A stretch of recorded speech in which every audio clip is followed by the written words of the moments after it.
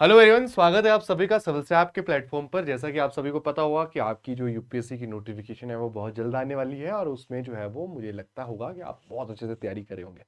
UPSC का एक और अहम हिस्सा जो हमारे पास होता है वो हमारे पास प्रीलिम्स एग्जाम में जीएस के साथ साथ सी सेट भी रहता है, क्योंकि सी सेट क्वालिफाइंग नेचर का तो होता है, लेकिन अगर आप क्वालिफाई उसको नहीं कर पाते हैं तो आप पहले ही जो है वो जीएस पेपर चेक होने से पहले ही एलिमिनेट फेज से हो जाते हैं।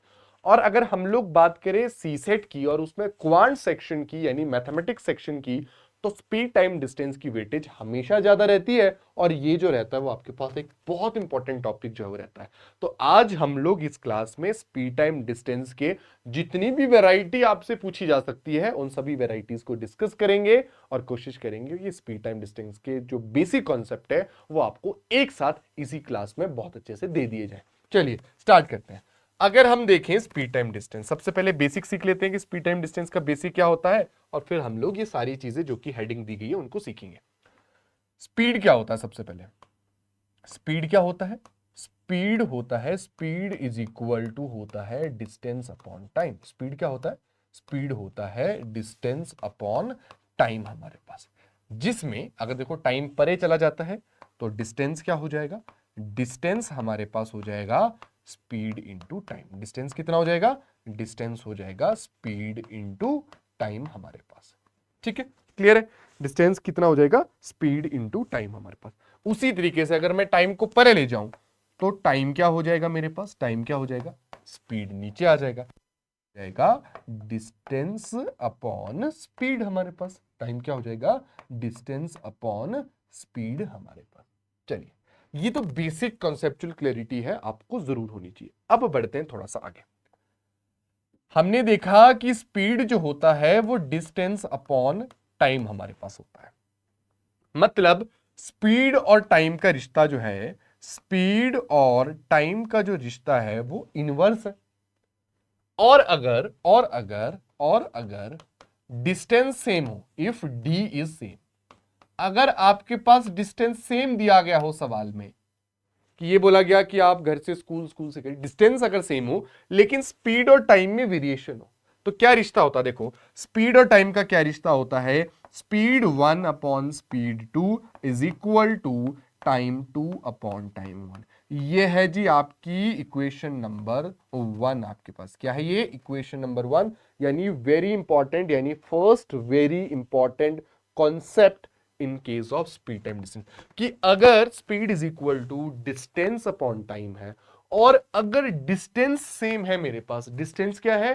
सेम है मेरे पास, तो स्पीड और टाइम का जो रिश्ता होता है वो इनवर्स होता है, यानी speed 1 upon speed 2 is equal to time 2 upon time 1 होता है। ये इसको हम लोग कहते हैं इनवर्स रिलेशन हमारे पास। ठीक है, तो पहली वेराइटी जो आती है वो इसी की आती है कि स्पीड और टाइम में क्या रिश्ता होता है? Speed 1 upon speed 2 is equal to time 2 upon time 1 हमारे पास होता है।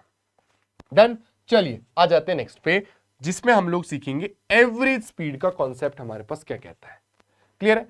एवरेज स्पीड दो भागों में हमारे पास डिवाइड होती है। औसत गति के सवाल बहुत फ्रिक्वेंटली आपके पीवाईक्यूज में भी देखे गए हैं, तो इंपॉर्टेंट रहेगा। एवरेज स्पीड का सवाल हमारे पास है, इसको कैसे हम लोगों ने डील करना है। अब एवरेज स्पीड का सवाल दो बातों पर निर्भर करेगा। पहली बात और दूसरी बात, इफ, यदि, इफ, है ना, same distance is covered through two different speed, अगर सेम डिस्टेंस को कवर किया जाता है, दो अलग अलग डिस्टेंस है, if same distance is covered through, if same distance is covered through two different speeds,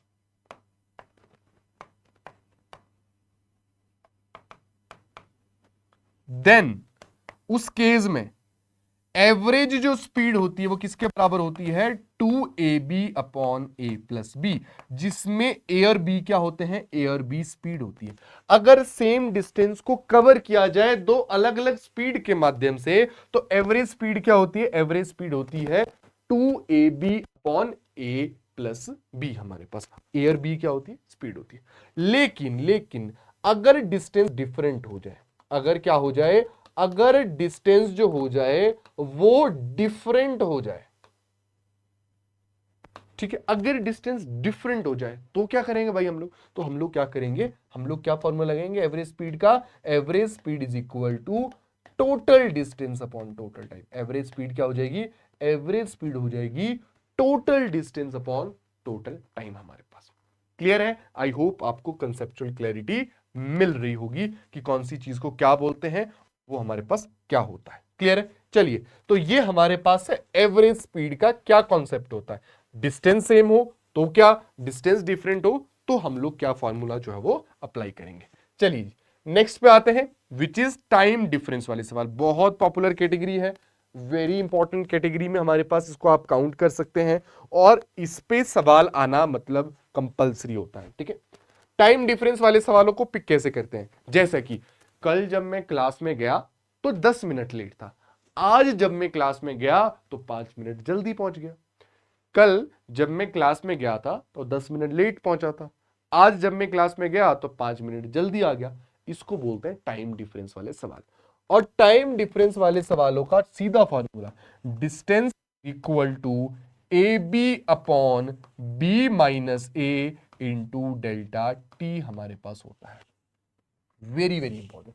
time difference के सवालों में डी क्या होता है, डी होता है हमारे पास is equal to A B upon B minus A into delta T, जिसमें ए बी स्पीड है, बी बी स्पीड है, और डेल्टा टी क्या होता है, डेल्टा टी टाइम डिफरेंस हमारे पास जो है वो होता है। ठीक है, क्लियर है सभी को? चलिए, यही एक सिंगल फॉर्मूला लगता है टाइम डिफरेंस में। अब बात करेंगे हम लोग किसकी, रिलेटिव स्पीड की। रिलेटिव स्पीड का मतलब क्या होता है और ये कब लगता है, जब एक ही डिस्टेंस को कवर करने के लिए एक से ज्यादा स्पीड एक्टिव हो जाए तो हम लोग रिलेटिव स्पीड का इस्तेमाल करते हैं। क्या कहा मैंने, मैं रिपीट कर रहा हूं, जब एक ही डिस्टेंस को कवर करने में दो अलग अलग स्पीड एक्टिव हो जाती है तो उसको हम लोग रिलेटिव स्पीड कहते हैं। अब रिलेटिव स्पीड का कॉन्सेप्ट क्या बोलता है, ये काम करता है डायरेक्शन पे। रिलेटिव स्पीड का जो कॉन्सेप्ट काम करता है वो डायरेक्शन पे काम करता है। अगर आपकी डायरेक्शन क्या हो जाए, अगर आपकी डायरेक्शन सेम हो जाए तो आपको क्या करनी पड़ेगी, स्पीड को माइनस करना पड़ेगा। लेकिन अगर आपकी डायरेक्शन ऑपोजिट हो जाए तो आपको स्पीड को क्या करना पड़ेगा, ऐड करना पड़ेगा। बस ये करना है। अगर आप ऑपोजिट डायरेक्शन से आ रहे होंगे तो स्पीड को ऐड करना पड़ेगा, सेम डायरेक्शन में चल रहे होंगे स्पीड को माइनस करना पड़ेगा। बहुत इंपॉर्टेंट कॉन्सेप्ट है, सीखना बहुत जरूरी है कि क्या बेसिक कॉन्सेप्चुअल क्लैरिटी इसमें जो है वो इस्तेमाल हमारे पास जो है वो होती है। ये रिलेटिव स्पीड का कॉन्सेप्ट रहा। अब देखिए, यूनिट कन्वर्जन भी बहुत अच्छे से आना चाहिए, क्योंकि बहुत बार ये होता है कि स्पीड टाइम डिस्टेंस में यूनिट कन्वर्जन पे आपको क्रैक कर लिया जाता है, फंसा लिया जाता है। चलिए समझते हैं। अगर मुझे किलोमीटर प्रति घंटे को मीटर प्रति सेकंड में बदलना है तो क्या करना पड़ेगा, मीटर प्रति सेकंड में बदलने के लिए 5/18 से गुणा करना पड़ेगा। लेकिन अगर मुझे मीटर प्रति सेकंड से किलोमीटर प्रति घंटे में जाना होगा तो फिर 18/5 से गुणा करना पड़ेगा।